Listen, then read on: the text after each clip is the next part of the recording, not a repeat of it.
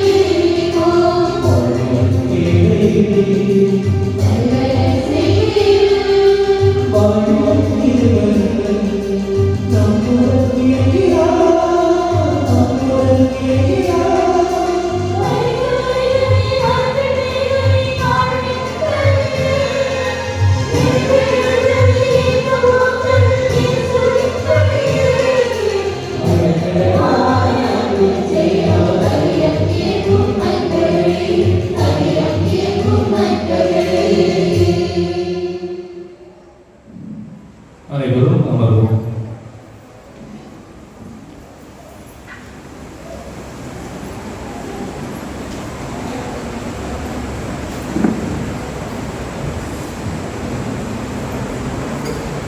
இறை அன்பால் ஐயம் நிறைந்திட ஈகை உள்ளம் கரணியில் சிறந்திட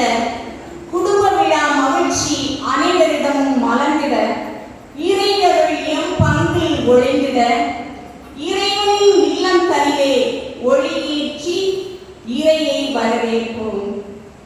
ஒருவர் மற்றவருக்கு அளிக்கும் ஆறுதல், ஆற்றும் பணிகள், வழங்கும் தோழமை, கொடுக்கும் ஊக்கம், அளிக்கும் மன்னிப்பு, பகிரும் மகிழ்ச்சி போன்ற அனைத்தும் உறவின் வெளிப்பாடுகள் என்ற கருத்துக்களை உள்ளத்தில் இருத்தி புனித அந்தோனியார் ஆலயம் வெட்டுவன்னியில் திருத்தல அதிபராக பணியாற்றி வரும் அருட்பணி சகாயதாஸ் அவர்களை ஒளியேற்ற அன்புடன் அழைக்கின்றோம்.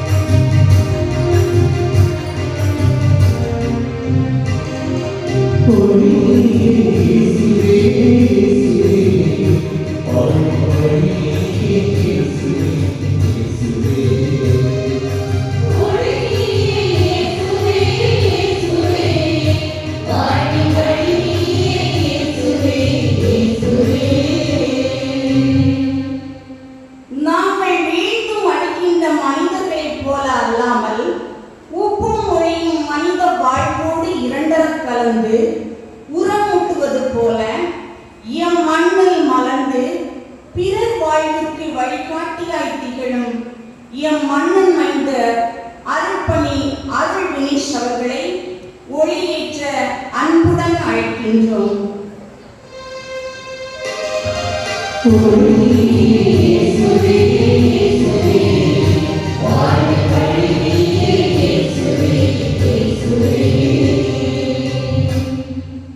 பெரியோர் பேச்சு அறிவு தரும், பெரியோர் மௌனம் அன்பை பெருக்கும் என்ற சிந்தனைகளை நல்கி அனுபவத்தால் ஆன்மீகத்தை புகுத்தி வெற்றி படிகளாக எழுந்து பிரகாசிக்க உருவெடுத்துக் கொண்டிருக்கும் பாசமிகு பங்கு தந்தை அருட்பணி அவர்களை ஒளியேற்ற அன்புடன் அழைக்கின்றோம்.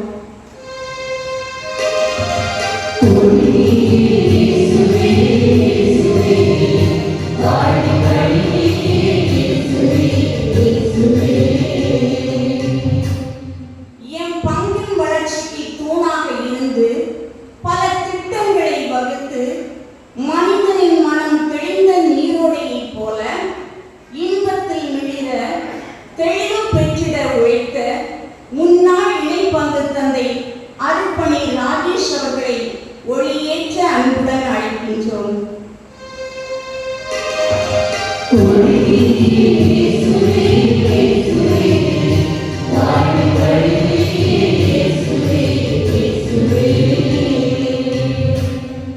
அன்பியம் என்பது ஒரு குட்டி திருச்சபை என்பதை கருத்தில் கொண்டு அன்பியங்களை நல்ல முறையிலே வழிநடத்தி அன்பிய மக்களை ஒருங்கிணைத்து தன் பணிகளை நல்முறையில் செய்து வரும் புனித தேவ சகாயம் புனித பவுல் அன்பிய தலைவர்களை ஒளியேற்ற அன்புடன் அழைக்கின்றோம்.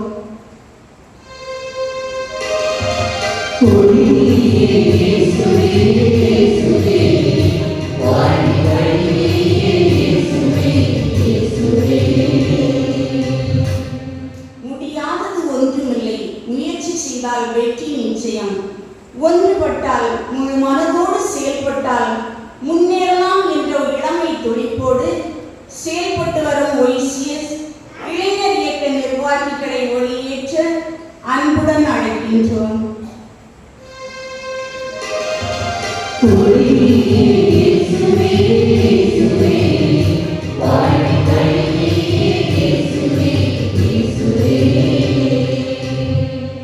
தன்னுடைய நேரத்தை தியாகம் செய்து ஒற்றுமையை தங்கள் இதயங்களாக கொண்டு செயல்பட்டு வரும் கிராம முன்னேற்ற சங்கம் கிறிஸ்தவ தொழிலாளர் இயக்க நிர்வாகிகளை ஒளியேற்ற அன்புடன் அழைக்கின்றோம்.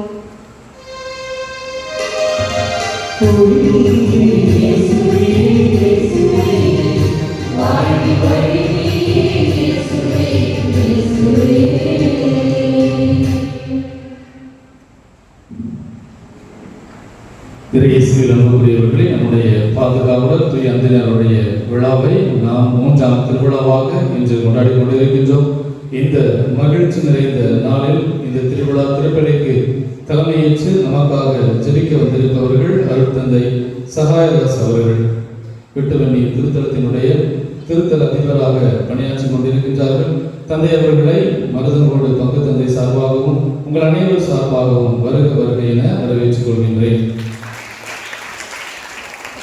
இயற்கையில் இறைவனை நேசிக்கும் இறை சமூகமாக என்ற சிந்தனையில் தூய பிரான்சிஸ் அசிசியாரின் கருத்துக்களை மறைவுரையாக நமக்கு தர வந்திருப்பவர்கள் நம்முடைய பாசத்திற்குரிய மண்ணின் மைந்தர் அருட்தந்தை அருள் கணேஷ் அவர்கள்.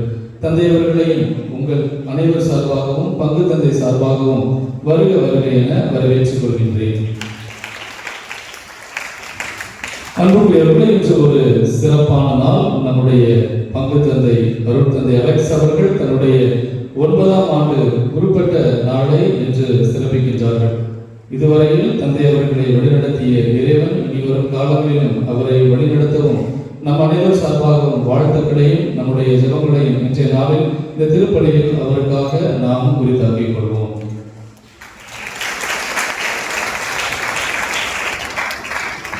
மேலும் இந்த திருவிழாவை 3ஆம் திருவிழாவை சிறப்பிக்கக்கூடிய புனித தேவ சகாயம், புனித பவுல் அம்பியங்கள், ஒய்சிஎஸ் இளைஞர் இயக்கம், கிராம முன்னேற்ற சங்க உறுப்பினர்கள், கிறிஸ்தவ தொழிலாளர் இயக்க உறுப்பினர்கள் அனைவரையும் இந்த விழா திருப்பலிக்கு வருக வருக என வரவேற்றுக் கொள்கின்றோம்.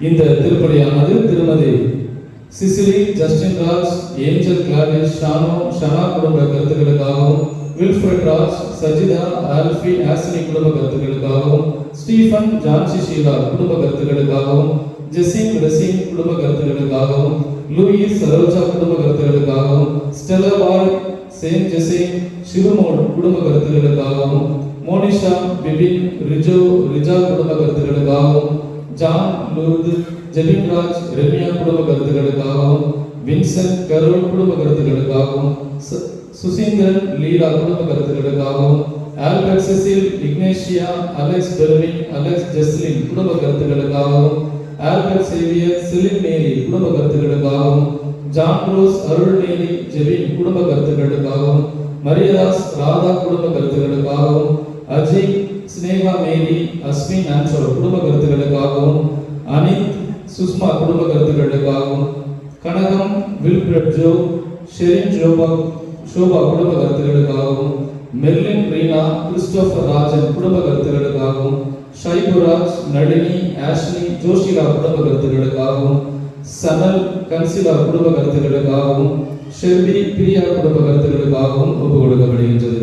மேலும் crystal Raj, பிரிஜா, Merlin charisma, Merlin ஜோஸ்மா குடும்ப கருத்துக்களுக்காகவும், அருள் சேவியர், ஏலியாஸ் குடும்ப கருத்துக்களுக்காகவும், எல்சன், விபிலா, ஐரின் குடும்ப கருத்துக்களுக்காகவும், ரசல்ராஜ், அஜிதா, அஜித் மோன் குடும்ப கருத்துக்களுக்காகவும், கணேஷ் பிரபு, விஜிலா, பிரியங்கா, பிரதீஷ் குடும்ப கருத்துக்களுக்காகவும், ஷாமலா, வின்ஸ்மோன், சோஃபியா, ஜெனி, அஸ்ரீன், லேனிகா குடும்ப கருத்துக்களுக்காகவும், ரசல்ராஜ், கலா, ஜெயந்தி, அபிஷ் குடும்ப கருத்துக்களுக்காகவும், பிரதீப், அஸ்வரி குடும்ப கருத்துக்களுக்காகவும், ரோஸ்லி, ராஜன், செலின் மேரி, ராகுலா, ராகுல் குடும்ப கருத்துக்களுக்காகவும், பிரஜின், அபிஷா, அல்பியா, அல்பிஷன் குடும்ப கருத்துக்களுக்காகவும் ஒப்புக் கொடுக்கப்படுகின்றது.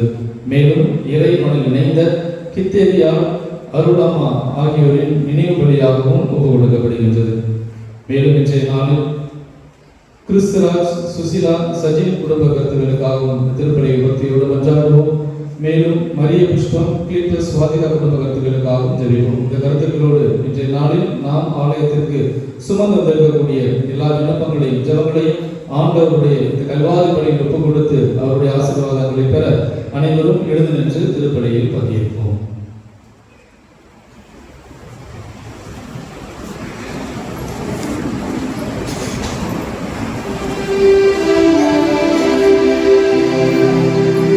தந்தை, மகன், தூய ஆவியாரின் பெயராலே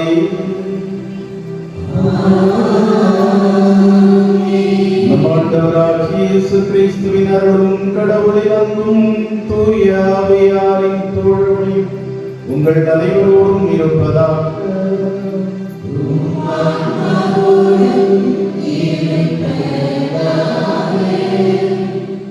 மூன்றாம்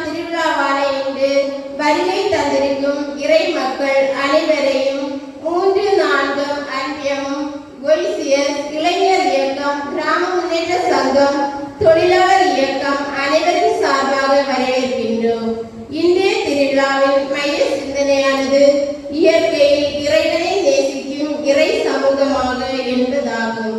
இயற்கையில் இறைவனை நேசிப்போம் என்பது மிக ஆழமான உண்மையான ஆன்மீக உணர்வாகும். இயற்கை என்பது மரம், செடி, மலைகள், கடல்கள் மட்டுமல்ல, அது இறைவனின் பிரதிபலிப்பு. இயற்கையை நேசிப்பது என்பது இறைவனை நேசிப்பது, இயற்கையோடு இணைந்து இருப்பது, மனதிற்கு புத்துணர்ச்சியையும் இறைவனோடான நேரடி தொடர்பையும் தருகிறது. இயற்கையை நேசிக்கும் மனம் இறைமை குடியிருக்கும் கோயில் என்பதை மனதில் பதிய வைப்போம். மேலும் இந்த படைப்புகள் எல்லாம் கடவுளால் உருவானவை. நிலத்தில் பரப்பன, ஊர்வன, மானிடர்கள், மரம், செடி, கொடிகள் அனைத்தையும் படைத்து இந்த மண்ணுலகை தன்னுடைய ஆசியால் புனிதப்படுத்தினார். எனவே நாம் எதற்கும் கவலை கொள்ளாமல் கடவுள் நம்மை இருளிலிருந்து விடுவித்து நம்மை மன்னித்து நம்மை பாதுகாப்பார் என்ற நம்பிக்கையில் வளர இறை சிந்தனையோடு இறை இரக்கத்தை வேண்டி இயற்கையில் இறைவனை நேசிப்போம் என்ற உணர்வோடு இன்றைய திருப்பலியில் இணைந்து இறையை வேண்டுவோம். அன்பானவர்களே, தகுந்த முறை பலியில் பங்கெடுக்க தடையாக இருக்கிற குற்றங்களுக்காக மன்னிக்க வேண்டும்.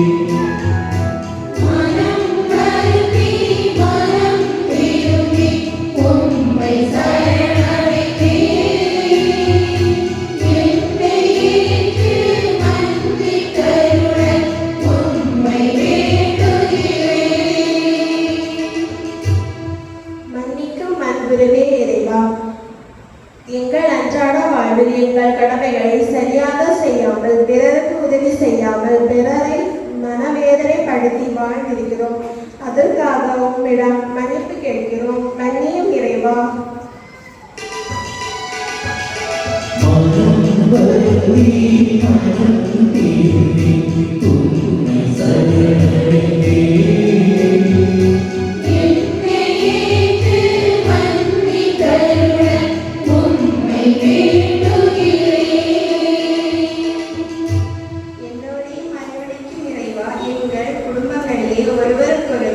விட்டுக் கொடுக்காமலும் முதியோர்களை மதிக்காமலும் அன்பு செலுத்தாமலும் இருந்தமைக்காக வருகிறோம். மன்னியும் இறைவா.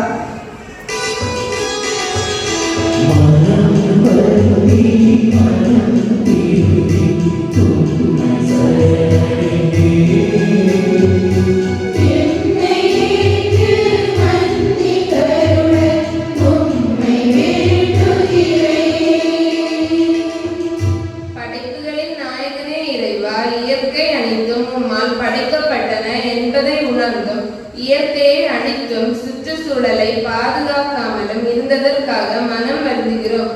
எம்மை மன்னியும் இறைவா.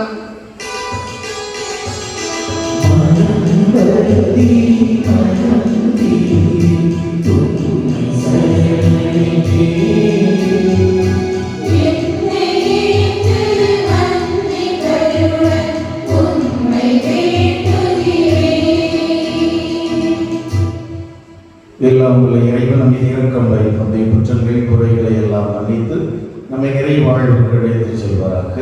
ஆமென்.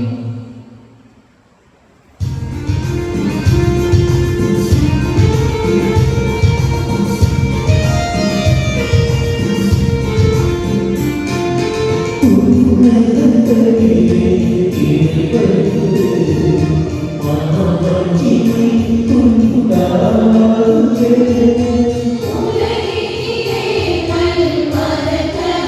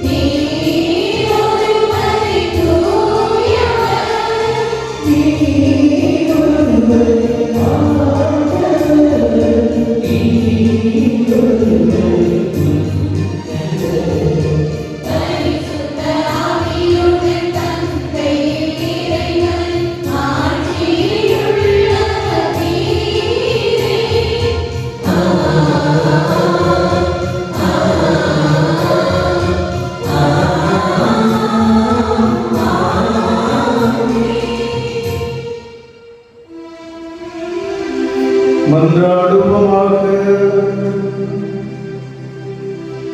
என்றென்றும் உள்ள எல்லாம் வல்ல இறைவா, புனித அந்தோணியாரை தலை சிறந்த போதகராகவும் எங்கள் தேவைகளில் பரிந்து பேசுபவராகவும் மக்களாக எங்களுக்கு வழங்கியுள்ளீரே.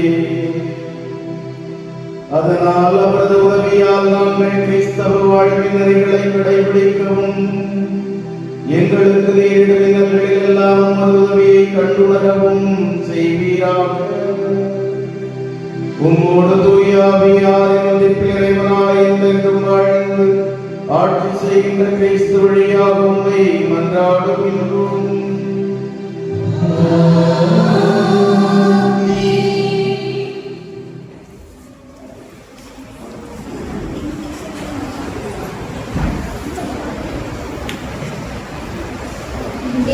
முதல் வாசகமானது தொடக்கங்களிலிருந்து எடுக்கப்பட்டுள்ளது. கடவுள் இந்த உலகில் உள்ள அனைத்தையும் படைத்தார். அவராலே யாவும் உருவாக்கப்பட்டன. தம் சாயலாகவே மனிதனை படைத்தார். தன்னால் உருவாக்கப்பட்ட அனைத்தையும் பார்த்து கடவுள் மகிழ்ச்சி அடைந்தார்.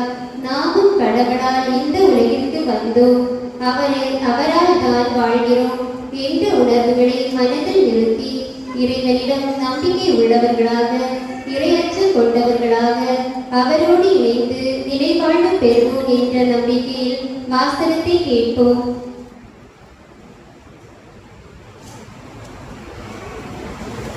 முதல் வாசகம்.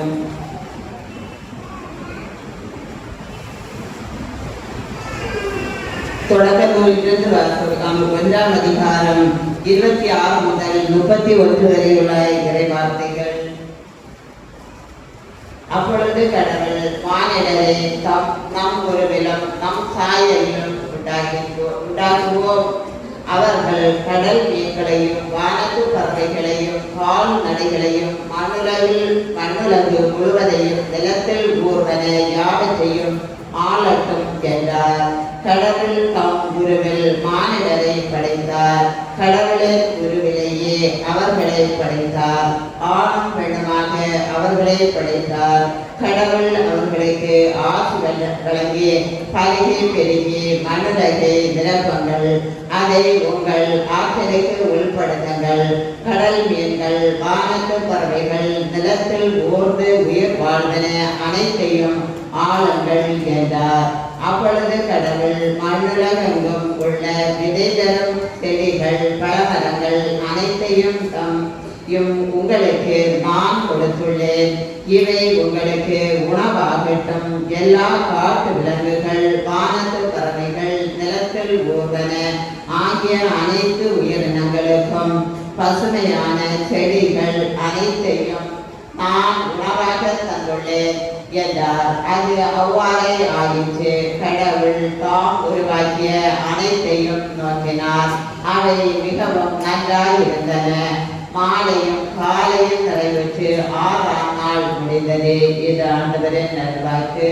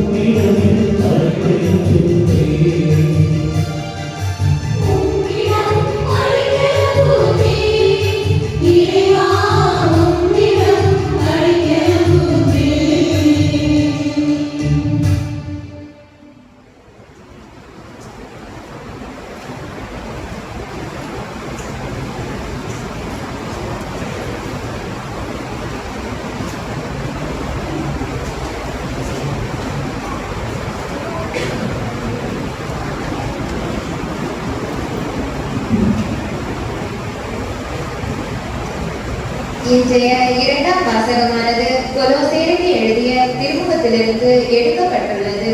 நாம் ஒவ்வொருவரும் கடவுளுக்கு நன்றி செலுத்துவோம். ஏனெனில் இருளிலிருந்து நம்மை விடுவித்து நம் பாவங்களை மன்னித்து நம்மை மீட்படைய செய்கிறார். அதோடு கிறிஸ்துவின் மேன்மையை பற்றியும் அவராலே அனைத்தும் படைக்கப்பட்டன என்பதை பற்றியும் கூறுகிறார். நாமும் அவரோடு இணைந்து நிலைவாழ்வு பெறுவோம் என்ற நம்பிக்கையில் இவ்வாசகத்திற்கு செவிமடுப்போம். கொலோசையருக்கு எழுதிய திருமுகத்திலிருந்து வாசகம். 1ஆம் அதிகாரம் 12 முதல் 17 வரையுள்ள இறை வார்த்தைகள். தந்தையாம் கடவுளுக்கு நன்றி செலுத்துங்கள். அவர் இறை மக்களுக்கான ஒளிமயமான உரிமை பேற்றில் பங்கு பெற உங்களை தகுதியுள்ளவர் ஆகியுள்ளார். அவரே இருளின் அதிகாரத்திலிருந்து நம்மை விடுவித்து தம் அன்பார்ந்த மகனின் ஆட்சிக்கு உட்படுத்தினார்.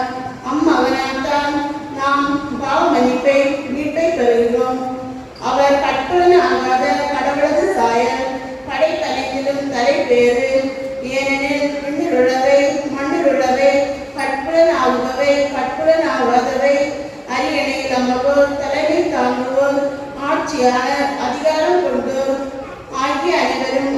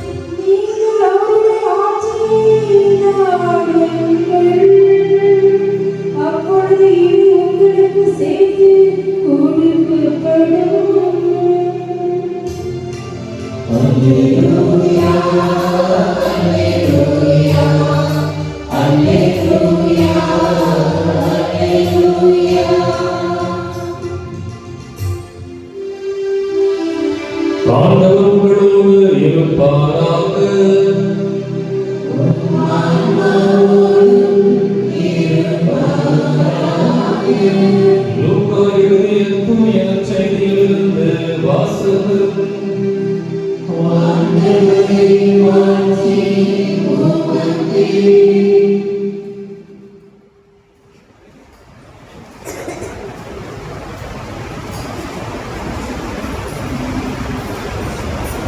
லூக்கா எழுதிய நற்செய்தி அதிகாரம் 12 இறை வார்த்தைகள் 22 முதல் 31 முடிய.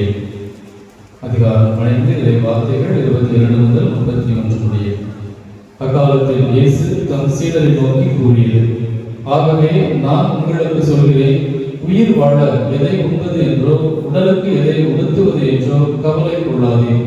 உணவை விட உயிரும் உடையை விட உடலும் உயர்ந்தவை அல்லவா? காகங்களை கவனியுங்கள், அவை விதைப்பதும் இல்லை, அறுப்பதும் இல்லை, அவற்றுக்கு சேமிப்பறையும் இல்லை, களஞ்சியமும் இல்லை. கடவுள் அவற்றுக்கும் உணவளிக்கிறார். நீங்கள் பறவைகளை விட மேலானவர்கள் அல்லவா? கவலைப்படுவதால் உங்களுள் எவர் தனது உயரத்தோடு ஒரு முழம் கூட்ட முடியும்? ஆதலால் மிக சிறிய செயலை கூட செய்ய முடியாத நீங்கள் மற்றதை பற்றி ஏன் கவலைப்படுகிறீர்கள்? காட்டு செடிகள் எப்படி வளர்கின்றன என கூர்ந்து கவனியுங்கள். அவை உழைப்பதும் இல்லை, நூற்பதும் இல்லை. ஆனால் சாலமோன் கூட தன் மேன்மைகளெல்லாம் அவற்றில் ஒன்றை போல் அணிந்திருந்ததில்லை என நான் உங்களுக்கு சொல்கிறேன். நம்பிக்கை குன்றியவர்களே, இன்றைக்கு இருந்து நாளைக்கு அடுப்பில் எரியப்படும் காட்டு பொருளுக்கு கடவுள் இவ்வாறு அணி செய்கின்றார் என்றால் உங்களுக்கு இன்னும் மிகுதியாக செய்வார் அல்லவா? ஆதலால் எதை உண்பது, எதை குடிப்பது என நீங்கள் தேடிக்கொண்டிருக்க வேண்டாம், கவலை கொண்டிருக்கவும் வேண்டாம். ஏனெனில் உலகு சார்ந்த பிற இனத்தவரே இவற்றையெல்லாம் தேடுவர். உங்களுக்கு இவை தேவை என உங்கள் தந்தைக்கு தெரியும். நீங்கள் அவருடைய ஆட்சியை நாடுங்கள், அப்பொழுது இவையெல்லாம் உங்களுக்கு சேர்த்து கொடுக்கப்படும் என்றார். ஆண்டவரின் அருள்வாக்கு.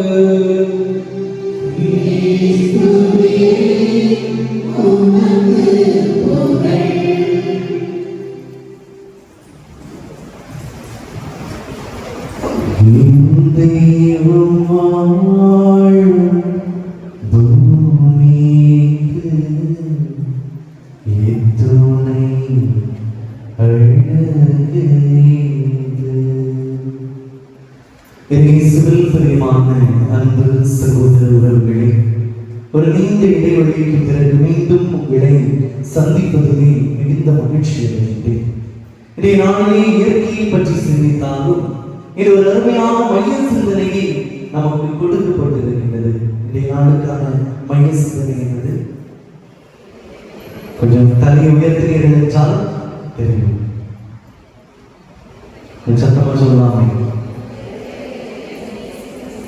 இயற்கையில் இறைவனை நேசிக்கும் இறை சமூகம். இந்த மருதனூர் இறை சமூகம் இயற்கையில் இறைவனை நேசிக்கின்ற இறை சமூகம். அப்படித்தானே? ஆமாவா இல்லையா? நீங்க ஆம் சொன்னீங்கன்னா மறைவரை தேவையில்லை நினைக்கிறேன். நீ இல்லைன்னு சொன்னா ஏதாவது சொல்லுவாருன்னு தெரியும் உங்களுக்கு. அன்புக்குரியவர்களே, இயற்கையில் இறைவனை நேசிக்க என்பது புனித பிரான்சிஸ் அசிசியாருடைய வாழ்வில் அதிகமாக காணப்பட்ட ஒரு விடயம் என்று கூறினால் அதில் மாற்று கருத்து இல்லை. மறைந்த திருத்தந்தை பிரான்சிஸ் அவர்கள் புனித பிரான்சிஸ் அசிசியாருடைய வாழ்வின் பண்புகளை தன்னுடைய வாழ்வில் எடுத்து அதை கடைபிடிக்க வேண்டும் என்பதற்காகத்தான் தன்னுடைய பெயரை பிரான்சிஸ் என்று அவர் வைத்துக் கொண்டார். அவர் எழுதிய ஒரு திருத்தூது மடலாகிய இறைவன் இயற்கையில் வாழுகின்றார் என்பதை மக்களுக்கு உணர்த்துவதற்காக புகழனைத்தும் உமக்கே என்று மறைந்த திருத்தந்தை பிரான்சிஸ் அவர்கள் எழுதிய திருத்தூது மடல் இவ்வாறாக துவங்குகின்றது.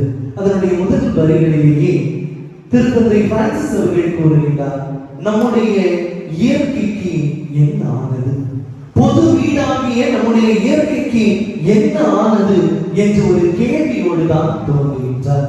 இன்று நாமும் அதே கேள்விகளை கேட்டு பார்க்க வேண்டிய அவசியம் இருக்கின்றது. ஏனென்றால் இன்று இருக்கின்ற வெப்பநிலையை பார்க்கின்ற போது, இன்று இருக்கின்ற சூழல்களை பார்க்கின்ற போது நாமும் கேட்க வேண்டியுள்ளது, இந்த இயற்கைக்கு என்னதான் ஆனது என்று நாம் கேட்கின்ற ஒரு கேள்வியாக இருக்கின்றது.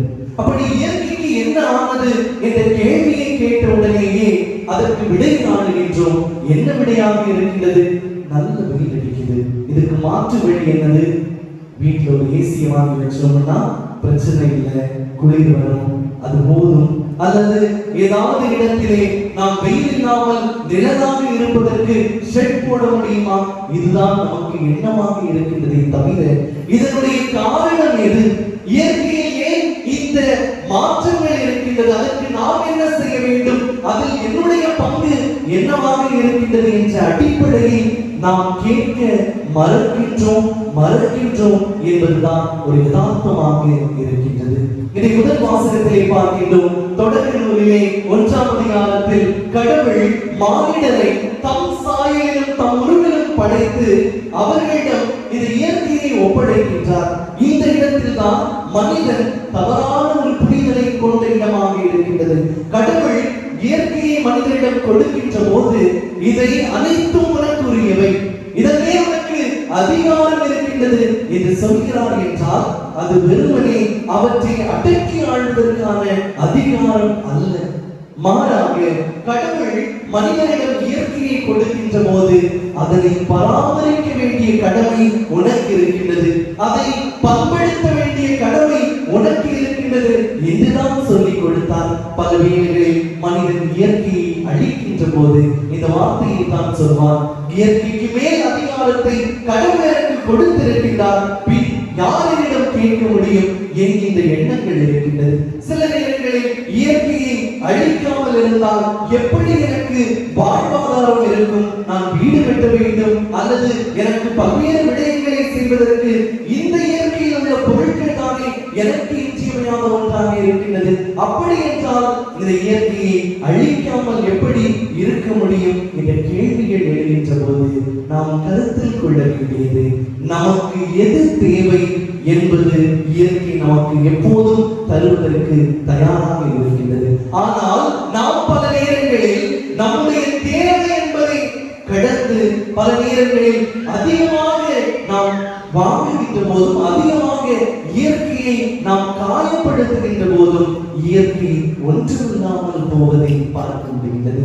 இது 2ஆம் வாசகத்திலே திருத்தூதர் பவுல் கொலோசியருக்கு எழுதிய திருமுகத்திலே சொன்னது போல அனைத்தும் அவர் வழியாக அவருக்கென்றே படைக்கப்பட்டிருக்கின்றது.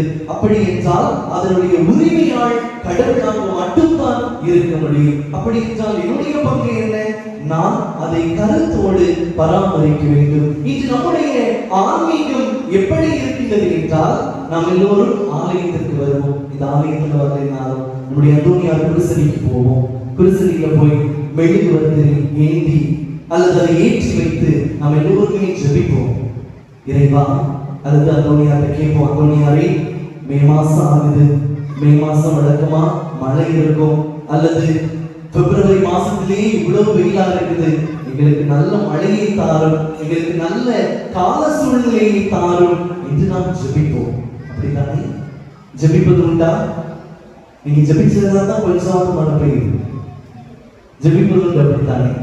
அப்படி ஜெபித்து விட்டு நாம் என்ன செய்கின்றோம்? அப்படியே வெளியே வந்து நெகிழிகளை எரிக்கின்றோம், பாதத்தின் கவர்களை நாம் எரித்துக் கொண்டிருக்கின்றோம். அப்படி எரிக்கின்ற போது நாம் ஆலயத்தில் ஏற்றி வைத்த மெழுகுத்திரியால் எந்த பலனும் இருக்க போவதில்லை. இறைவா மழையை தா என்று சொன்ன நாம் இயற்கைக்கு எதிரான செயலை வெளியே சென்று செய்கிறோம் என்றால் அதில் என்ன பலன் இருக்கின்றது என்பதை நாம் உணர்ந்து வாழ வேண்டும். 3ஆவதாக இன்றைய நற்செய்தி வாசகத்திலே பார்க்கின்றோம், கடவுள் நாம் இயற்கையே இவ்வளவு அதிகமாக நேசித்து பராமரித்துக் கொண்டிருக்கின்றேன், இயற்கையை விட நீங்கள் மேலானவர்கள் அல்லவா, எனவே கவலைப்படாதீர்கள் என்கின்ற நம்பிக்கை வார்த்தைகளை நமக்கு தருவதாக இருக்கின்றது. ஆனால் என்றைக்காவது மனிதனுக்கு நிறைய கடவுள் கொடுத்திருக்கின்றார், மனிதன் பயன்பாட்டுக்கும் பயன்பாட்டுக்கு இல்லாமலும் அதிகமாக பெற்றிருக்கின்றார். ஆனால் இந்த மனிதன் என்றைக்காவது நிறைவடைந்தவனாக இருந்திருக்கின்றாரா?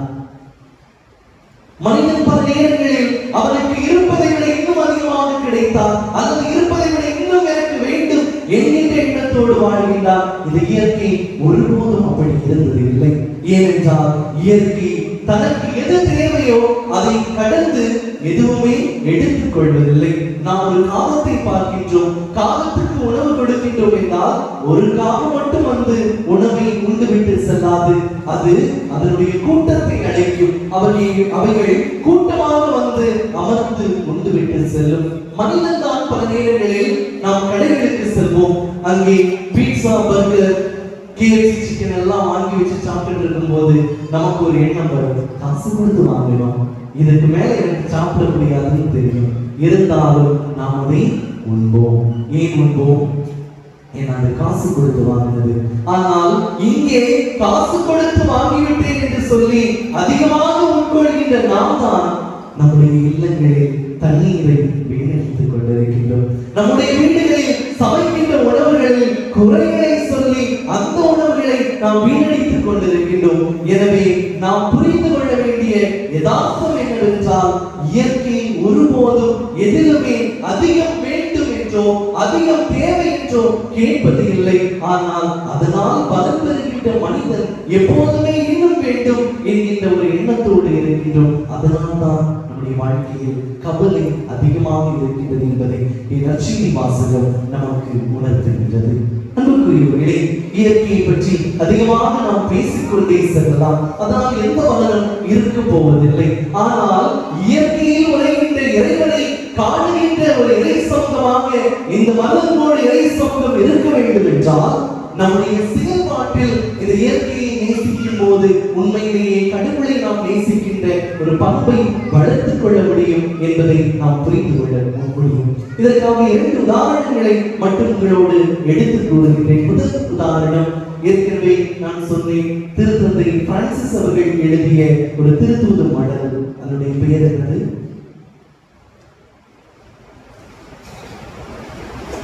ஒரு 8 நிமிஷத்துக்கு முன்னாடி தான் சொல்றேன். திருத்தந்தை பிரான்சிஸ் அவர்கள் எழுதிய இயற்கையை பற்றிய திருத்தூது மடலுடைய பெயர் புகழனைத்தும் உமக்கே இறைவா. இந்த திருத்தூது மடல் இதனை தழுவி செங்கல்பட்டு மறை மாவட்டத்தை சார்ந்த அருட்பணியாளர் காசி ராயப்பா அவர்கள் சுற்றுச்சூழல் பெரும் காப்பியம் என்ற ஒரு நூலை எழுதுகின்றார். அந்த நூலிலே அவர் இன்னும் ஆழமாக அந்த கருத்துக்களை எழுதி அவரை ஒரு நாள் சந்திக்கின்ற போது அவருடைய அனுபவத்தை பகிர்ந்து கொள்கின்ற போது இவ்வாறாக சொல்லுகின்றார். நாம் இயற்கையில் அமர்கின்ற போது இன்று பல நேரங்களில் அழகுக்காக பலவற்றை நாம் சிதைத்துக் கொண்டிருக்கின்றோம். சில வீடுகளில் பழைய கற்கள் இருக்கும், பார்க்கிறதுக்கு வாய்ப்பு இல்லை. சில பழைய பாறை போன்ற கல்கள் எல்லாம் இருக்கும். அப்ப அதில் அமர்ந்து நாம இருப்பதை தவிர்த்து விட்டு இன்றைக்கு அந்த கல்லை உள்ள வச்சு அதுல அழகா காண்பிட்டு நாம் போட்டு பூசி அதுக்கு மேல உட்கார்ந்தா அதுல நமக்கு ஒரு பெருமை. கல்லில் அமர்ந்தால் அது ஒரு இழிவு. ஆனால் அந்த கல்லை நாம் காங்கிரீட் போட்டு பூசி அதன் மேல் அமர்வது நமக்கு ஒரு மகிழ்ச்சியாக இருக்கின்றது. சிறு இடைவெளிக்கு செல்ல வேண்டும் என்றாலும், ஒரு நடந்து செல்கின்ற தொலைவுக்கு நாம் போக வேண்டும் என்றாலும் நம் எல்லோருக்குமே நடப்பது என்பது இன்று கடினமாகிவிட்டது. முன்பெல்லாம் நான் பார்ப்பது உண்டு, நம்முடைய ஆலயத்திற்கு ஆட்கள் வருகின்ற போது, நபர்கள் கடந்து வருகின்ற போது அதிகமான பேர் நடந்து வருவார்கள். இன்று குறைவான பேர் மட்டுமே நடந்து வருகிறார்கள். மற்றவர்கள் எல்லாம் வாகனங்களிலே வர துவங்கிவிட்டார்கள். ஒரு வீட்டிலிருந்து புறப்படுகின்ற போது, என்னுடைய இல்லத்தையும் சேர்த்துதான் சொல்லுகின்றேன், ஒரு வீட்டிலிருந்து புறப்படுகின்ற போது ஒவ்வொரு நபருக்கும் ஒரு வாகனம் என்றுதான் புறப்படுகின்ற ஒரு சூழலில் நாம் வாழ்ந்து கொண்டிருக்கின்றோம். அன்புக்குரியவர்களே, இப்படிப்பட்ட சிறு சிறு விடயங்களை உணர்ந்து நம்மில் மாற்றங்களை கொண்டு வருகின்ற போது உண்மையிலேயே இயற்கையில் இறைவன் உரையிட்டார் என்பதை நாம் கண்டுகொள்ள முடியும். புனித பிரான்சிஸ் அசிசியாருடைய வாழ்விலும் இதைத்தான் பார்க்க முடிகிறது. புனித பிரான்சிஸ் அசிசியார் இயற்கையோடு எப்படிப்பட்ட உறவுகளை கொண்டிருந்தார் என்றால், அவர் இயற்கையில் இருக்கின்ற ஒவ்வொன்றையும் பார்த்து தன்மையை அக்கா, சகோதரா, நண்பா என்று அழைக்கின்ற ஒரு ஓமையை அவர் கொண்டிருந்தார். அந்த அளவுக்கு ஒரு உறவை அவர் கொண்டிருந்தார். இன்று பல நேரங்களில் நாம் வீட்டில் இருக்கின்ற நபர்களையே நாம் அண்ணா, தம்பி, அக்கா, தங்கை என்று அழைப்பதில்லை. அதுவே நமக்கு கடினமாக இருக்கின்றது. அப்படி என்றால் எப்படி நமக்கு இயற்கையை பார்த்து என்னுடைய சகோதரா, என்னுடைய சகோதரி, என்னுடைய நண்பா என்று அழைக்க முடியும் என்கின்ற ஒரு கேள்வி இருந்தாலும் பிரான்சிஸ் அசிசியார் அந்த அளவுக்கு உறவு கொண்டிருந்தார். எனவேதான் அவருக்கு எந்த தீமையும் இயற்கையிலிருந்து வரவில்லை, மாறாக இயற்கை அவருக்கு துணையாக நின்ற விடயங்கள் பல இருக்கின்றது. எனவே அவர் தன்னுடைய வாழ்வில் இயற்கையை நேசித்தது போல, அவர் இயற்கை மீது அன்பு கொண்டிருந்தது போல, அந்த அன்பில் இறைவனை கண்டது போல நாமும் காண வேண்டும். ஒருவேளை நம்முடைய மனதோடு பங்கு சமூகத்திற்கும் பிரான்சிஸ் அசிசியாருக்கும் ஒரு தொலைவு இருக்கின்றது என்றால் கவலைப்படாதீர்கள். புனித பிரான்சிஸ் அசிசியாரை பின்பற்றி அவர் வழியில் வாழ்ந்தவர்தான் புனித அந்தோனியார். அவருக்கும் இயற்கைக்கும் அதிக தொடர்பு இருந்தது. ஏனென்றால் அவர் புனித பிரான்சிஸ் அசிசியாருடைய வாழ்க்கையை தன்னுடைய வாழ்வில் கடைபிடித்தார். எனவேதான் ஒரு முறை அவர் மறைவுரை ஆற்றுகின்ற போது அவருடைய மறைவுரையை கேட்க யாரும் தயாராக இல்லை என்ற போது அந்தோனியார் யாருக்கு மறைவுரை ஆற்ற சென்றார்? மீன்களுக்கு மறைவுரை ஆற்ற சென்றார். மீன்கள் எல்லாம் துள்ளி குதித்து மகிழ்ந்தன என்று அவருடைய வாழ்க்கை வரலாற்றிலே பார்க்கின்றோம். சில நேரம் நாம மறைவுரை கேட்கின்ற போது நம்முடைய மனங்கள் எல்லாம் துள்ளி குதிக்கும். எங்கே? இன்னொரு உலகத்தில் துள்ளி குதித்துக் கொண்டிருக்கும். சிலர் மறைவுரை முடிந்து அடுத்து ஒரு பாட்டு கேட்டாதான் வெளியே போவாங்க. அப்படி அல்ல, மாறாக அவருடைய மறைவுரையை கேட்ட இந்த இயற்கை அவருக்கு பதில் சொல்கின்றது. மனிதன் கேட்க மறந்ததை இயற்கை கேட்கின்றது என்றால் நாம் ஒரு கேள்வி எழுப்பலாம். மீன்களுக்கு புனித அந்தோனியார் சொன்ன மறைவுரை புரிந்திருக்குமா, அல்லது அவர் மீன்களுக்கான மறைவுரையை கொடுத்தாரா என்று சொன்னபோது அங்கே வார்த்தைக்கும் புரிதலுக்கும் அல்ல முக்கியத்துவம், மாறாக இயற்கை புனித அந்தோனியாருடைய வார்த்தை வழியாக இறைவனை கண்டுகொண்டது. அவர் சொன்ன வார்த்தைகளை மீன்கள் புரிந்து கொண்டாடி மகிழ்ந்தனவோ என்னவோ, ஆனால் புனித அந்தோனியாரில் இறைவன் இருக்கின்றார் என்பதை அந்த இயற்கை புரிந்து கொண்டது. எனவே அந்த இயற்கை மகிழ்ந்தது. நாம் எப்போது இயற்கையோடு உண்மையான உறவில் இருக்கின்றோமோ அப்போது இயற்கையும் மகிழும், நாம் இயற்கையால் நாமும் மகிழ முடியும். இந்த யதார்த்தத்தை புரிந்து கொள்வோம். எனவே அன்புக்குரிய சகோதர சகோதரிகளே, இன்றைய நாளில் இயற்கையில் இறைவனை காணுகின்ற இறை சமூகமாக என்று நாம் சிந்திக்கின்ற போது நாம் நம்முடைய வாழ்வை சற்று ஆய்வுக்கு உட்படுத்துவோம். இன்று நம்முடைய கன்னியாகுமரி மாவட்டத்திலே கனிம வளங்கள் சுரண்டப்பட்டு அதை எடுத்துச் செல்லப்பட்டுக் கொண்டே இருக்கின்றது. இன்று பல குளங்கள் மூடப்பட்டு விட்டன. இன்று இயற்கைக்கு நாம் செய்ய வேண்டிய பல விடயங்களை செய்வதற்கு நாம் மறுத்து கொண்டிருக்கின்றோம். இந்த சூழலில் நாம் பல காரணங்களை முன்வைக்கின்றோம். அது மிக முக்கியமான ஒன்று. வீட்டுல ஒரு மரம் நடுங்க அப்படின்னு சொல்லும் போது நம்ம முதல்ல முடியாது என்று சொல்வதற்கு ஒரு காரணம் உண்டு. என்ன காரணம்? வீட்டில் மரம் நடுவோம் அப்படின்னு சொல்லும் போது நம்ம முதல்ல முடியாது என்று சொல்வதற்கு ஒரு காரணம் உண்டு. என்ன காரணம்? இடப்பற்றாக்குறை. அப்படித்தானே? சரி, இடப்பற்றாக்குறை. நீங்க வீடுகளில் மரம் நட வேண்டாம், இயற்கை முறையிலான விவசாயத்தை மேற்கொள்ளுங்கள், வீட்டு மாடி தோட்டங்களை அமையுங்கள் என்று சொல்லுகின்ற போது அப்போ நம்ம சொல்லுவோம் முடியாது. ஏன்னா வீட்டு மாடியில நாங்கள் வீட்டு தோட்டம் அமைத்தால் அது காங்கிரீட் புடந்துட்டு கீழே வரும். எந்த செடிகள் காங்கிரீட் புடந்துட்டு வருதோ தெரியல, ஆனா நாம கொண்டு மரத்தை தான் மேல வைப்போம். மரத்தை வச்சோம்னா மரப்புறத்துக்கு தான் வரும். ஆனா செடிகளை வைக்கின்ற போது அது அதிக அளவில் வராது. அதற்கான ஏற்பாடுகளை செய்ய வேண்டும். அதிலும் நாம் சொல்வோம் முடியாது. ஆனால் இன்று அதற்கும் மாற்று வந்துவிட்டது. இன்னைக்கு எல்லாம் நிறைய கடைகள் இன்டோர் பிளான்ஸுக்காக வந்திருக்குது. அதையாவது கொண்டு வீட்டுல வைக்கலாமா அப்படின்னு ஒரு கேள்வியை கேட்டா அதுவும் முடியாது என்று சொன்னீர்கள் என்றால் இதற்கு வேறு மாற்றி இல்லை. நாம் நம்முடைய மனதளவில் அதற்கு வேண்டாம் என்ற ஒரு முடிவோடு இருக்கின்றோம் என்பதை நாம் புரிந்து கொள்ள வேண்டும். எனவே இந்த இயற்கை பல விதங்களில் தன்னை நம்மோடு இணைப்பதற்கு வாய்ப்புகளை தருகின்றது. அப்படிப்பட்ட வாய்ப்புகளை பயன்படுத்தி இயற்கையை அன்பு செய்வோம். முடிந்தவரை இயற்கை வளங்களை நான் நம்முடைய பிரதமர் மோடி நேற்றைய நாளில் சொன்ன அறிவிப்பு போல நீங்கள் தங்கம் வாங்காதீர்கள், வெளியில் பயணம் செய்யாதீர்கள் அப்படியெல்லாம் சொல்லுவார்கள். மாறாக நான் எதை கூறுகின்றேன் என்றால் இயற்கை வளங்களை பயன்படுத்துகின்ற போது அளவோடு பயன்படுத்துவோம், தேவைக்கு பயன்படுத்துவோம். ஏனென்றால் இன்று நாம் தேவைக்கு அதிகமாக பயன்படுத்திவிட்டு நாம் சென்று விடுவோம், எந்த பிரச்சனையும் இல்லை. ஆனால் அடுத்த தலைமுறை மகிழ்ச்சியோடு இந்த இயற்கையின் வளங்களை பெற வேண்டும் என்றால் அதில் இன்று எனக்கு பங்கு இருக்கின்றது என்பதை உணர்ந்து நாம் செயல்பட முற்படுவோம். அப்போது இயற்கையில் இறைவனை காண முடியும். இயற்கையில் உரைகின்ற இறைவன் நம்மோடு என்றும் இருக்கின்றார் என்ற யதார்த்தத்தை புரிந்து இந்த பங்கு சமூகமும் அப்படிப்பட்ட விடயங்களை திருவிழா கொண்டாடி மகிழ்ந்துவிட்டு கடந்து செல்வது மட்டுமல்ல, புனித பிரான்சிஸ் அசிசியாருடைய ஆண்டை கொண்டாடுகின்ற போது இந்த பங்கு சமூகம் இயற்கை சார்ந்த விடயங்களை முன்னெடுக்கின்ற போது அதுதான் அர்த்தமுள்ள ஒரு திருவிழாவாக இருக்கும். இறைவன் புனித அந்தோனியார் வழியாக அனைவரையும் நிறைவாக ஆசீர்வதிப்பார். ஆமென்.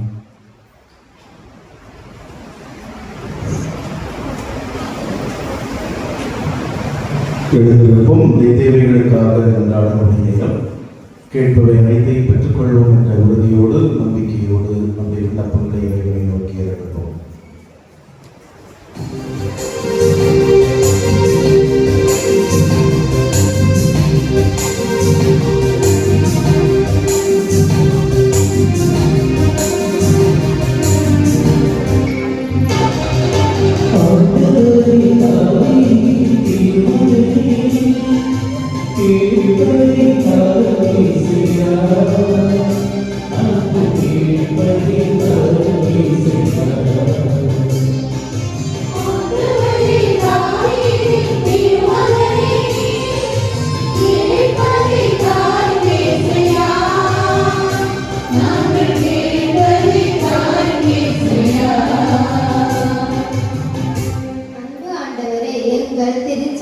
வழிநடத்தும் ஆயர்கள், குருக்கள், துறவர சகோதர சகோதரிகள் அனைவரையும் ஆசீர்வதித்து அவர்கள் செய்கின்ற பணிகளை செவ்வனே செய்ய உமது அருளை தர வேண்டும் என்று இறைவா உம்மை மன்றாடுகின்றோம்.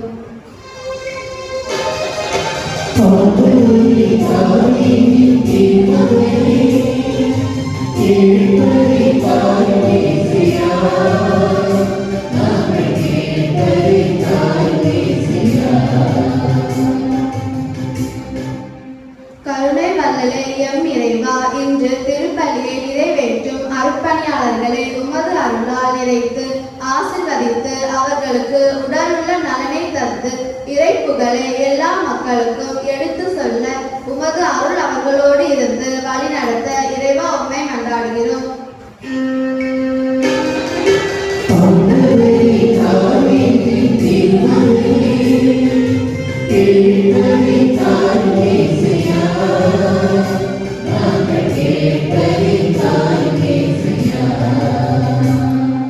இரக்கத்தின் இறைவா, எங்கள் பங்கு சமூகத்தில் உள்ள ஒவ்வொரு குடும்பங்களிலும் உம்முடைய ஆசீர்வாதம் தங்கும்படியாக ஜெபிக்கிறோம்.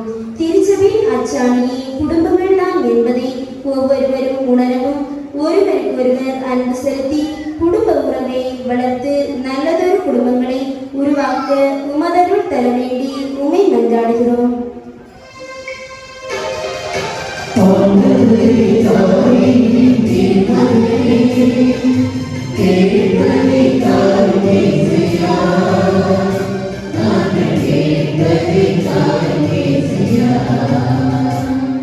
உயிரின் உறவே இறைவா, இயற்கையில் இறைவனை நேசிக்கும் இறை சமூகமாக வாழவும் படைப்புகள் அனைத்தும் இறைவனால் உருவானவை என்பது உணர்ந்து இருக்கையை நேசிக்கவும் இயற்கையை பாதுகாக்கக்கூடிய மக்களாக வாழவும் வளரவும் உமது அருளால் தந்தல்ல வேண்டும் என்று இறைவா உம்மை மன்றாடுகிறோம்.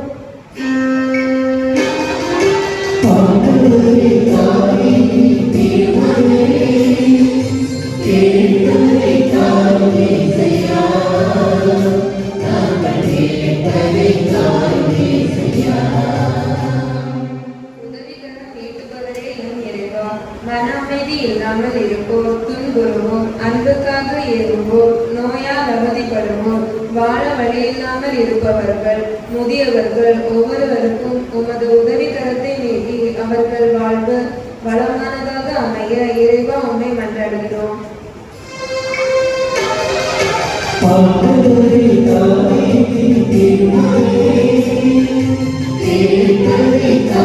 Thank you.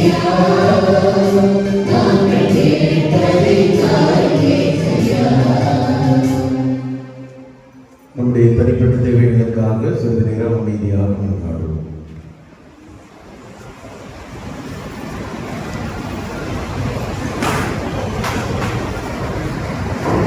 நாங்கள் கேட்பதற்கு முன்னரே எங்களுடைய தேவைகளை அறிந்து எங்களுக்கு உதவி செய்யக்கூடிய நல்ல கடவுளே, இயற்கையை நேசிப்பதன் வழியாக நாங்கள் உண்மை நேசித்து வாழ்வதற்கு எங்களுக்கு ஆசித்தார்.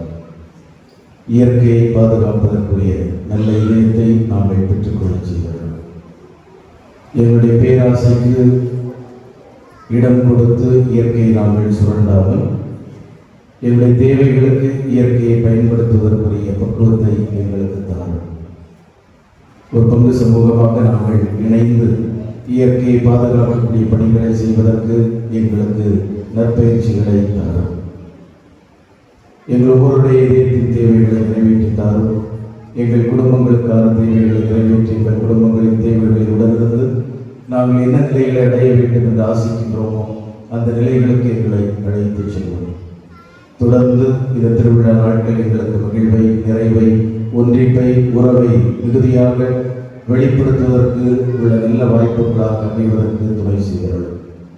எங்கள் பங்கேற்பணியாளரை நிறைவாக ஆசிர்வதியும் அவர்கள் வழியாக நாங்கள் பெற்றுக்கொண்ட எல்லா நன்மைகளுக்கும் நன்றி செலுத்துகின்றோம். அவருடைய பணிவாழ்வில் தொடர்ந்து நேர்ந்தாமை உடனிருந்து அவருடைய அர்ப்பணிகளை ஆசீர்வதித்து அவர் வழியாக இன்னும் உங்களுடைய அன்பை இந்த உலகம் உணர்வதற்கு துணை செய்கிறார்கள்.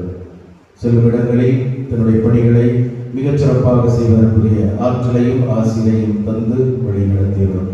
இதனாலே சிறப்பிக்கக்கூடிய இந்திய பொருட்கள், அமைப்புகள் எல்லோரையும் நிறைவாக ஆசீர்வதித்து உங்களுடைய அருள் வரங்களாக பேருள் எங்கள் ஆண்டவர் கிறிஸ்து வழியாக கொண்டாடுகின்றோம். Thank you.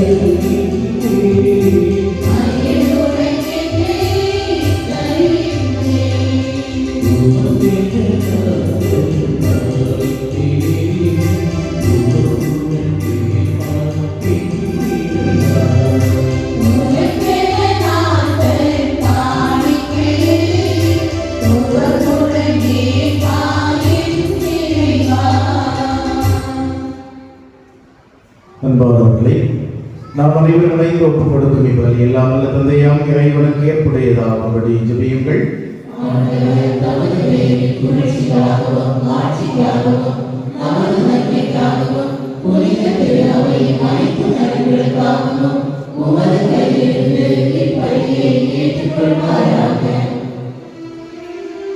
ஆண்டவரை புனித அந்தோனியாருடைய திருவிழா கொண்டாட்டத்தில் உமது திருப்பீடத்திற்கு நாங்கள் கொண்டு வரும் காணிக்கைகளை ஏற்றுள்ள உம்மை வேண்டுகின்றோம்.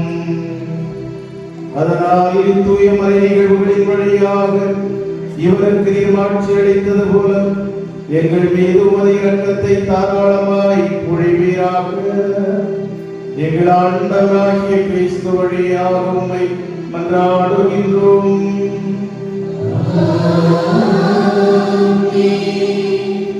ஆண்டவர் உங்களோடு இருப்பாராக.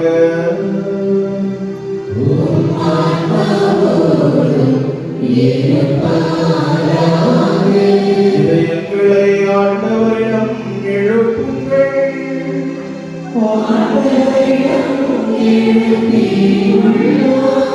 நம் இறைவனாகிய ஆண்டவருக்கு நன்றி பாடுவோம்.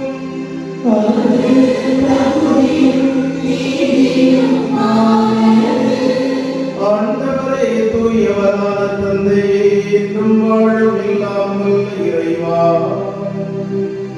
எங்கள் ஆண்டவராகிய கிறிஸ்து வழியாக எந்நாளும் இவ்விடத்திலும் நாங்கள் உமக்கு நன்றி செலுத்துவது மெய்யாகவே தகுதியும் நீதியும் ஆகும். எங்கள் கடமையும் மீட்புக்குரிய செயலும் ஆகும். ஏனெனில் புனித அந்தோனியாரின் திரு சாட்சியத்தால் திரு அவை என்றும் புதிய ஆற்றல் பெற்று வளமடைகின்றது. இவ்வாறு எங்கள் மீது கொண்டிருக்கும் பரிவன்களை தெள்ளத் தெளிவாக காட்டுகின்றீர். மேலும் எங்களது மீட்பின் மறை நிகழ்வை நாங்கள் நிறைவேற்றுவதில் அப்புனிதர்களின் சிறப்பு மிக்க எடுத்துக்காட்டால் தூண்டப் பெற்று அவர்களது தகுந்த பரிந்துரையால் என்றும் ஊக்கம் பெறவும் அருளுகின்றேன். ஆகவே பாரதூதர் புனிதர்களோடு நாங்களும் சேர்ந்து ஒரு பெருமையை பறைசாற்றிய களைப்புடன் பாடுவதாவது.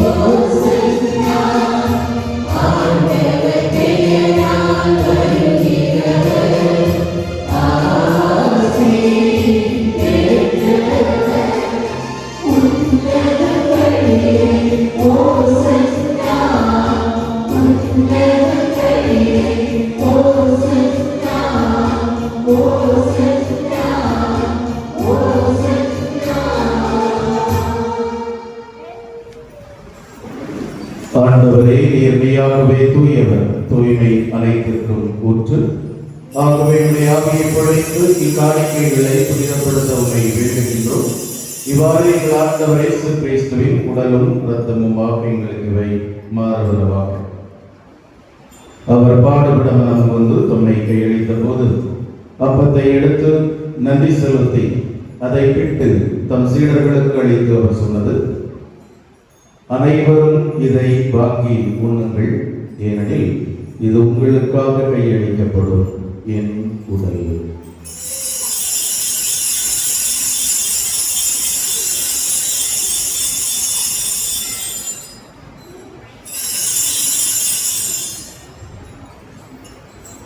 பவுனமே உணவருந்திய பின் கிண்ணத்தை எடுத்து மீண்டும் உமக்கு நன்றி கூறி தம் சீடர்களுக்கு அளித்து அவர் சொன்னது, அனைவரும் இதை வாங்கி பருகுங்கள், ஏனெனில் புதிய நிலையான உடன்படிக்கைக்கான என் ரத்தம் இது பாவ மன்னிப்புக்கென்று உங்களுக்காகவும் எல்லோருக்காகவும் சிந்தப்படும். இதை என் நினைவாக செய்யுங்கள்.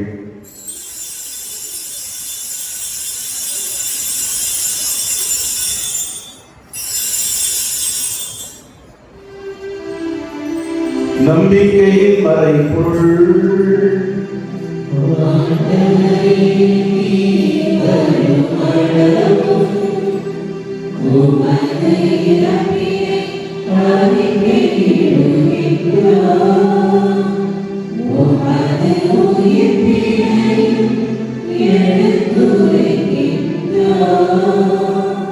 ஆகவே ஆண்டவரே, நாங்கள் கிறிஸ்துவின் இறப்பையும் உயிர்ப்பையும் நினைவு கூர்ந்து வாழ்வு தரும் அப்பத்தையும் மீட்பளிக்கும் கிண்ணத்தையும் ஒப்புக் கொடுக்கின்றோம்.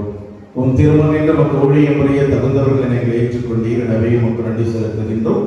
மேலும் கிறிஸ்துவின் உடலிலும் இரத்தத்திலும் பங்கு கொள்ளும் எங்களை தூய ஆவியார் ஒன்று சேர்க்க வேண்டும் என உண்மை தாழ்மையுடன் மன்றாடுகின்றோம்.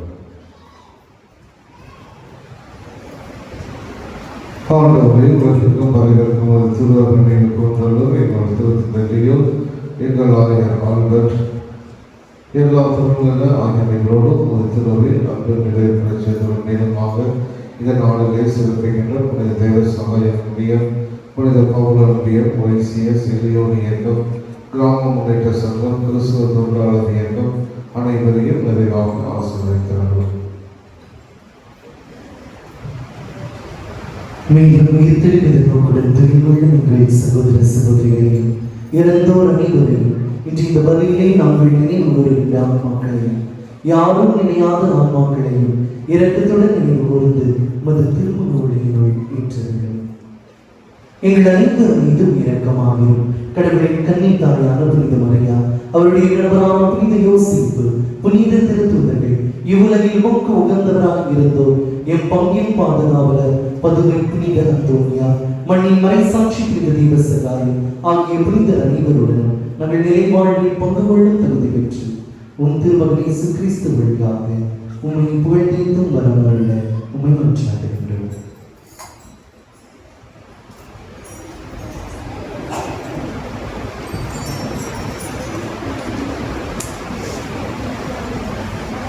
இவர் வழியாக இவரோடு இவரை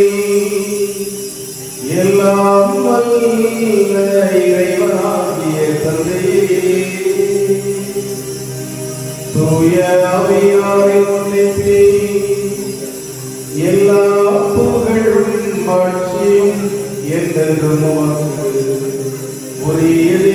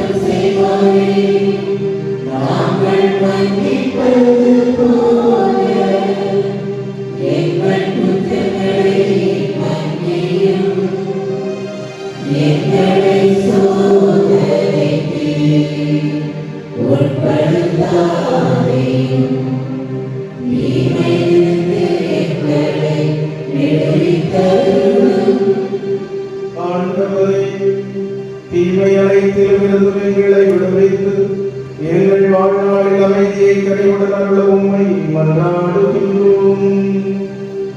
உமது இரக்கத்தின் உதவியால் நாங்கள் பாவத்தில் இருந்து எப்போதும் விடுதலை பெற்று யாதொரு கலக்கமும் இன்றி நலமாயிருப்போமாக.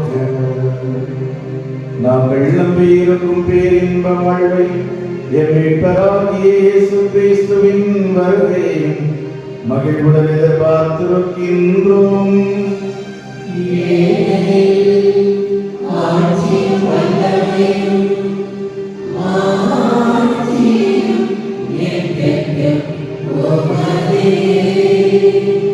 ஆண்டவரே இயேசு கிறிஸ்துவே, அமைதியை உங்களுக்கு விட்டுச் சொல்லுகிறேன், என் அமைதியை உங்களுக்கு தருகின்றேன் என்றும் சீடர்களுக்கு சொல்கிறேன். எங்கள் குற்றங்கள் குறைகளை பாராமல் உமது திரு அவையின் நம்பிக்கையை கண்ணோக்கி எங்களுக்கு அமைதியும் ஒற்றுமையும் அடைத்தருள திருவிழம் கொள்வீராக. என்றென்றும் வாழ்ந்து ஆட்சி செய்கின்றவர் நீரே. ஆண்டவர் சமாதானம் உங்களோடு என்றும் இருப்பதாக.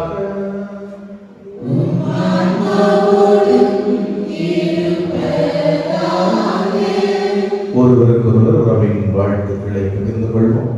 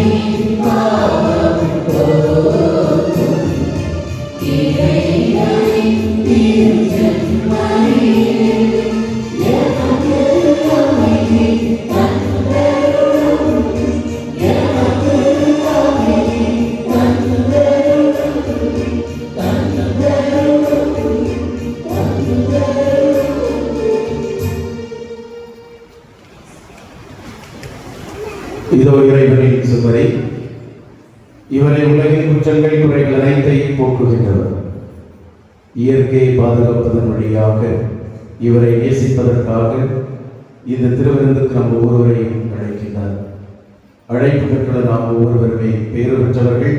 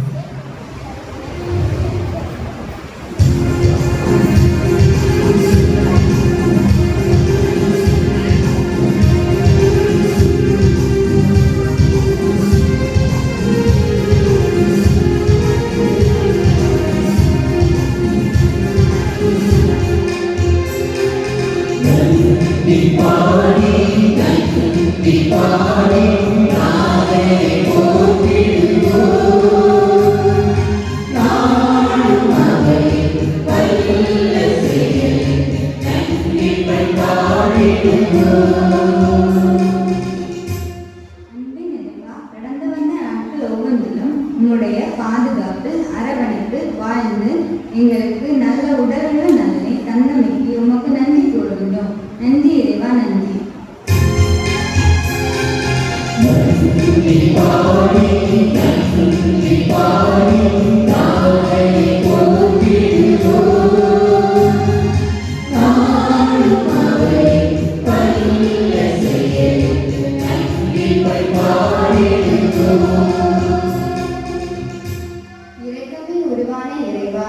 எங்கள் பங்கில் உள்ள ஒவ்வொரு குடும்பங்களையும் உமது பாதுகாப்பிலும் அரவணைப்பிலும் வழிநடத்தி கண்ணின் மணி போல காத்த மேலான கிருபைக்காக நன்றி நம்புகின்றோம்.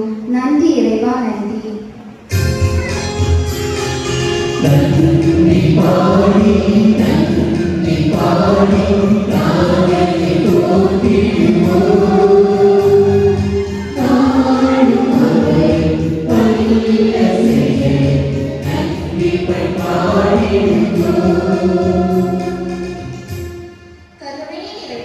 நாங்கள் தவறு செய்யும் போதெல்லாம் எங்களை நெறிப்படுத்தி எங்களுக்கு நல்ல மனமாற்றத்தை தந்து முன்னேற்ற பாதையை வழிநடத்தி சென்ற மேலான கிருபைக்காக நன்றி கூறுகிறோம். நன்றி இறைவா, நன்றி.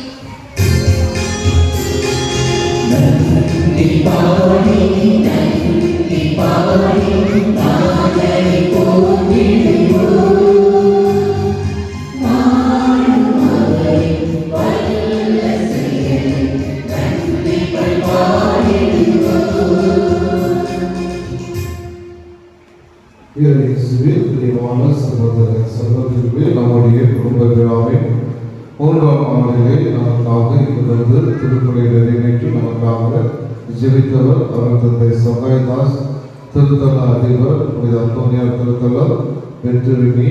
தந்தையை பற்றி சொல்ல விரும்புகிறார். மிகவும் அன்போடு பழகக்கூடியவர்.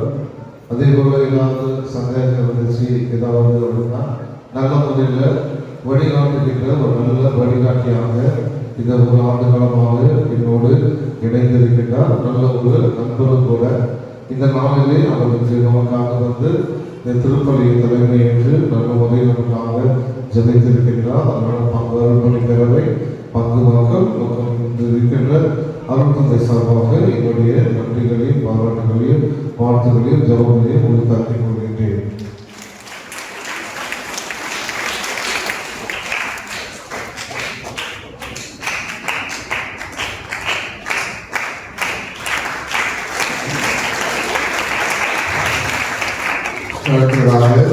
இயற்கையில் இறைவனை நேசிக்கும் இறை சமூகமாக என்ற ஒரு மைய சிந்தனை நமக்காக மதிவரை வழங்கியவர் நம்முடைய மண்ணின் மைந்தர் நம்ம பையன் கொடுத்தார். நம்ம பையன் அவனுக்கு நம்ம இங்கிலீஷ் பண்ண தேவை கிடையாது. ஏன்னா இந்த ஊருக்காக அதனால எப்போ கூட்டாலும் வருவார். நான் 3 வருஷமாக பார்க்குறேன். திருவிழாவுக்கு கூட தான் வந்துருக்காரு. இந்த அளவுக்கு அவர் வந்து பங்கு பணியில் ரொம்ப ஈடுபாடாடு அவர் வந்து பணியாற்றி கொண்டிருக்கின்றார். நல்ல ஒரு நண்பர், அவருடைய அன்பு தம்பி. நீங்கள் நமக்காக வந்து நல்லதொரு மறைவரை இயற்கை எவ்வாறு நேசிக்க வேண்டும், இயற்கையில் எவ்வாறு இறைவன் இருக்கிறார் என்ற ஒரு நல்ல சிந்தனையை கொடுத்திருக்கிறார். நம்முடைய மண்ணின் மைந்தார் அருள் தந்தை அருள் ஸ்ரீ கணேஷ் அவர்களுக்கு பங்கு பெறவே மற்ற மக்கள் உங்களுடைய சார்பாக என்னுடைய மனமார்ந்த நன்றிகளையும் பாராட்டுகளையும் வாழ்த்துக்களையும் தெரிவிக்கிறேன்.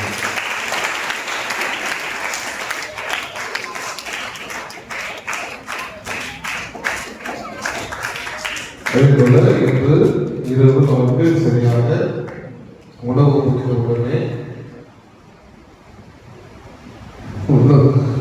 முடிந்தவுடனே சீக்கிரமாக சாப்பிட்டு வந்தது. சரிங்களா? அதனால் வந்து ரொம்ப நேரம் இருக்காங்க. காப்பு நாடு வேவி ஆர்ட்ஸ் வழங்கும் மகாராணி எஸ்தர் விவிலிய நாடகம் நடைபெறும். அதனால் முடிந்தவர்களுக்கு எல்லாம் சீக்கிரம் வருமாறு உங்களை அன்போடு கேட்டுக்கொள்கிறேன். அதே போல என்னுடைய நாடக அன்பளிப்பு வழங்கியவர்கள் திரு மதிய கிருஷ்ணம் பீட்டர்ஸ் சுவாமிகள் கொடுத்தார். அவர்களுக்கும் நம்முடைய நன்றிகளையும் பாராட்டுகளையும் வாழ்த்துக்களையும் தெரிவித்துக் கொள்கின்றோம்.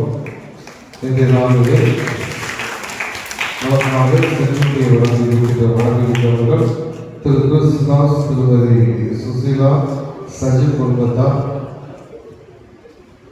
இளங்கமலை மருதத்தோடு அவர்களுக்கு நம்முடைய நன்றிகளையும் வாழ்த்துக்களையும் பாராட்டுகளையும் தெரிவித்துக் கொள்கின்றோம். இன்றைய நாள் திருப்பலியை சிறப்பித்தவர்கள் புனித தேவ சகாய ஆம்பியம், புனித பவுல் ஆம்பியம், YCS இளையோர் இயக்கம், கிராம முன்னேற்ற சங்கம், கிறிஸ்துவ தொழிலாளர் இயக்கம் அனைவருக்கும் நன்றிகளையும் பாராட்டுகளையும் வாழ்த்துக்களையும் தெரிவித்துக் கொள்வோம். 4ஆம் நாள் புதன்கிழமை சிறப்பித்தவர்கள் திருப்பதி முன்னுரை 5வது அருமையம், ஒளி முன்னுரை 6வது அருமையம், மன்னிப்பு மன்றாட்டு பெண்கள் இயக்கம், முதல் வாசகம் முன்னுரை கிறிஸ்துவ வாழ்வு சங்கம், முதல் வாசகம் குடும்ப நலப்பணிக்குழு, 2ஆம் வாசகம் பெண்கள் இயக்கம், 2ஆம் வாசகம் முன்னுரை பெண்கள் இயக்கம், 2ஆம் வாசகம் கத்தோலிக்க சங்கம், 1-2 மன்றாட்டுகள் 5வது அருமையம், 3-4 மன்றாட்டுகள் 6வது அருமையம், 5வது மன்றாட்டு குடும்ப நல பணிக்குழு, நன்றி மன்றாட்டு கிறிஸ்துவ வாழ்வு சமூகம், ஆபத்து பெண்கள் இயக்கம்.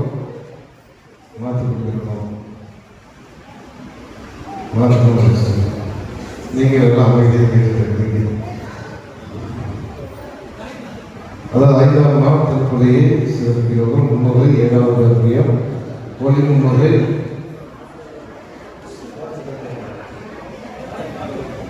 5 ஒரே கன்ஃபியூஷனாக. சரி, ஓகே. முதல்ல ஒரு கேள்வி மட்டும் எனக்கு இருந்துச்சு.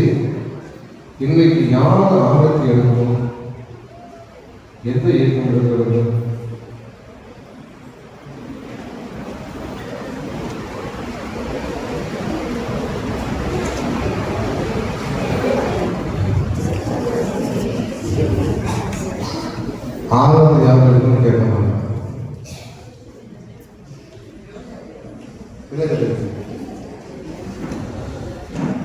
இன்னைக்கு யார் ஆனத்தை எடுக்கணுமோ அந்த இயக்கம் என்னை பார்த்து விட்டு செல்ல வேண்டும். சரிங்களா? ஏன்னா ஒரு பொறுப்பு உங்களுக்கு கொடுக்கணும்னா நீங்கள் வந்து சரியாக செய்யணும் அப்படின்றாங்க தான் இந்த அளவுக்கு டீட்டெயிலாக எழுதி உங்களுக்கு கொடுத்துட்டு இருக்கணும். சரிங்களா? உங்களால் செய்ய முடியும் அப்படின்னா என்கிட்ட சொல்லணும். 2-3 நாட்கள் ஆரத்தை எடுத்தீங்க, இன்னைக்கு வந்து என்னமோ சும்மா நம்ம சும்மா கணக்கில் இருக்கிற மாதிரி இருந்துச்சு. அதனால தயவு செய்து எனக்கு யார் என்னன்னு புரியல இருக்குது. அதனால வந்து எந்த இயக்கம் இன்னைக்கு ஆரத்தை எடுக்கணுமோ அவங்க திருப்பலி முடித்த உடனே என்னை சந்தித்துட்டு தான் செல்ல வேண்டும். என்னை சந்திக்கல அப்படின்னா இதுக்கப்புறம் அவங்களுக்கு ஆலயத்தில் எந்த ஒரு பொருட்டும் கொடுக்கப்படாது, எந்த ஒரு விழாக்களுக்கும் சேர்த்து கொள்ளப்பட மாட்டாங்க. சரிங்களா? அது வந்து நான் தெளிவாக இருக்கிறது. ஏன்னா திருவிழா காலங்களில் வந்து எல்லாம் மகிழ்ச்சியாக இருக்கிறோம், மகிழ்ச்சியாக இருக்க வேண்டும் என்பதை எல்லாமே செஞ்சுட்டு இருக்கிறோம். ஒவ்வொரு இயக்கங்களும் அமைப்பு, எல்லா இயக்கமும் அமைப்பும் நம்ம பக்கத்தில் இருக்கும். எல்லாருக்கும் ஒரு பொறுப்பு கொடுக்கணும் அப்படின்னா அந்த பொறுப்பை சரிவர செய்ய வேண்டும். இன்னைக்கு எந்த இயக்கம் எடுக்கலையோ திருப்பலி முடிந்த உடனே என்னை பார்த்து விட்டு செல்ல வேண்டும். அதே போல நாளை வந்து சங்கங்கள் இயக்கங்களுடைய பொதுக்கூட்டம் இருக்கின்றது. அந்த பொதுக்கூட்டத்தில் நீங்க என்ன பாடலுக்கு டான்ஸ் ஆட போறீங்க அப்படின்னு என்கிட்ட காமிச்சா மட்டும்தான் நீங்க டான்ஸ் ஆடணும். எனக்கு தெரியாம அங்கே போய் நீங்க யாரும் டான்ஸ் ஆடக்கூடாது. அதை ஏற்கனவே இது வந்து பொதுவாக சொல்லியிருக்கேன் நான். சரிங்களா?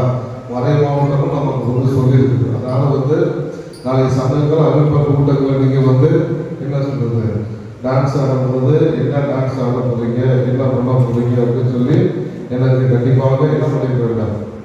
இது வரைக்கும் யாரும் தெரிவிக்கல, அதெல்லாம் நைட்டு தெரிவிக்க வேண்டாம், நாளை காலை தெரிவிக்கும். சரிங்களா? தெரிவிச்சுட்டு பாட்டை நான் ஓகே பண்ணதுக்கப்புறம் நீங்கள் டான்ஸ் ஆடினா போதும். இல்லைன்னா வெறும் என்ன சொல்ற அறிக்கை மட்டும் வாசிச்சு நம்ம கூட்டத்தை முடிச்சுக்கலாம். சரிங்களா? அதனால் உங்கள் விருப்பத்துக்கு நீங்கள் வந்து டான்ஸ் ஆடிட்டு இருக்கக்கூடாது. அதே போல் நான் சொன்னது போல தான் கிறிஸ்டின் பாட்டு தான் அதை ஆடணும், ஆனால் சினிமா வீட்டில் வரணும் அப்படிதான் இருக்கக்கூடாது. கிறிஸ்துவ பாடல்கள் இருந்தால் கிறிஸ்துவ பாடலாக இருக்க வேண்டும். இப்போ நிறைய பேர் வந்து யூடியூப்ல அப்படின்னு சொல்லிட்டு என்ன சொல்றது சினிமா வீட்டில் நம்ம பாட்டை போட்டு ஆடிட்டு இருக்கிறாங்க. அந்த மாதிரி பாடலாம் வரக்கூடாது. சரிங்களா? நல்ல பாடல்கள் என்றால் நல்ல பாடலாக இருக்க வேண்டும். நல்ல விழிப்புணர்வு பாடல்கள் எத்தனையோ பாடல்கள் இருக்கும், அத்தனைய பாடல்கள் எத்தனையோ பாடல்கள் இருக்கும். சரிங்களா? அதனால அந்த மாதிரி பாட்டுகள் நீங்கள் வந்து நடனமாக உங்களை அன்போடு கேட்டுக்கொள்கின்றேன். நாளை தினம் நமக்காக திருப்பலை வெளியிருக்கின்றவர் வளர்த்தது ஜான் சேவியர், முன்னாள் மன்றத்தந்தை மறைமுறை அருள்தந்தை வெள்ளைக்கன், மன்றத்தந்தை இயேசு திரு ஆலயம் பறக்குன்று 8:30 மணிக்கு சங்கங்கள் இயக்கக்கூடிய பொதுக்கூட்டம் மற்றும் கலை நிகழ்ச்சியானது நடைபெறும்.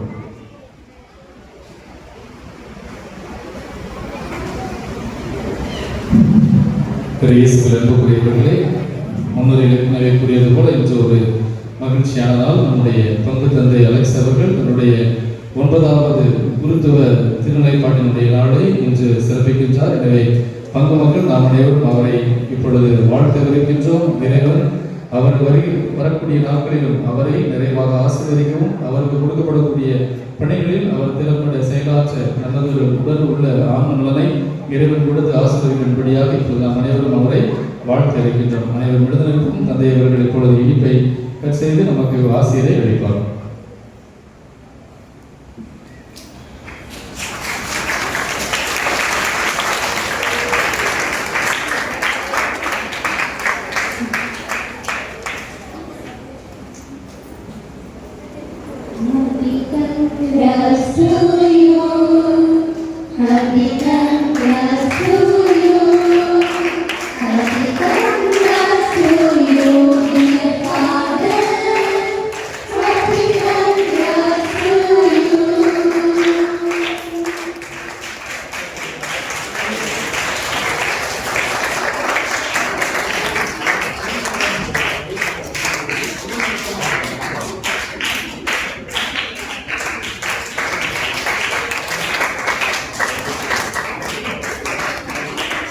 இந்த மகிழ்ச்சியை கொண்டாடும் பொருட்டு உங்கள் அனைவருக்கும் இனிப்பு ஏற்பாடு ஏற்பாடு செய்யப்பட்டுள்ளது.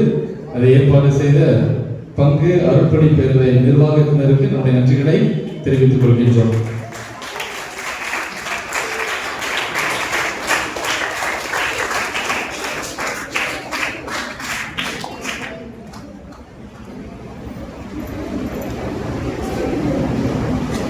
அன்பர்களே, எங்களை அன்போடு இந்த விழாவிற்கு அழைத்த பங்குற பணியாளர் பணியாளர் அவர்களுக்கு நன்றி சொல்லிக் கொள்கின்றோம்.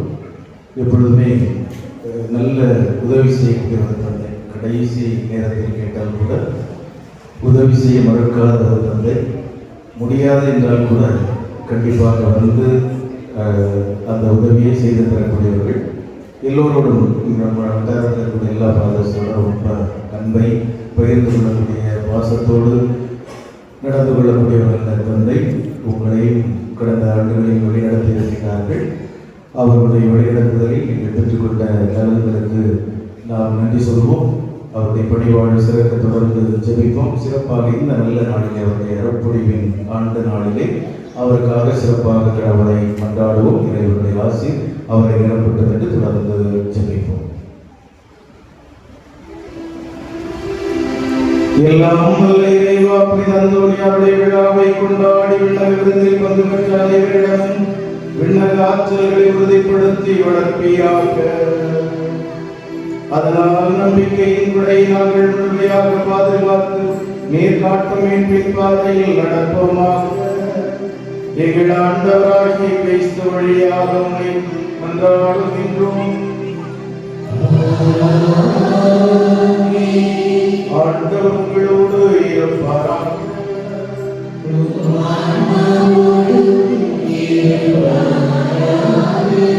எல்லாம் வல்ல இறைவன் தந்தை, மகன், தூய ஆவியார் அனைவரையும் ஆசீர்வதிப்பாராக.